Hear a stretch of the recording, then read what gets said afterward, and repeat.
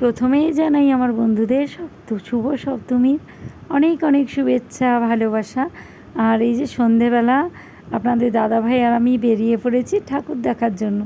তো বাড়ি থেকে বেরিয়ে কিছুটা দূরে একটা ঠাকুরের দর্শন করে নিয়ে আবার রওনা দিয়ে দিল।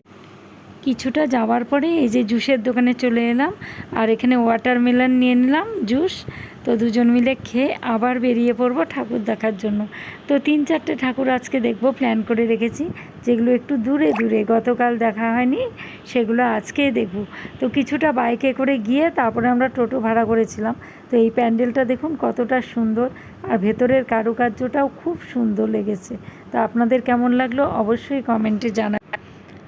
আজ মহাসপ্তমীতে আমরা 4-5টা ঠাকুর দেখেছি। গতকাল দেখেছিলাম কয়েকটা ঠাকুর, তো আজ আরও 4-5টা ঠাকুর দেখে তারপরে বাড়ি ফিরব। আর আমি পরে ভয়েসটা দিচ্ছি। তো এই যে এই ঠাকুরটা দেখার পরে আরও 3টে ঠাকুর আমরা দেখব।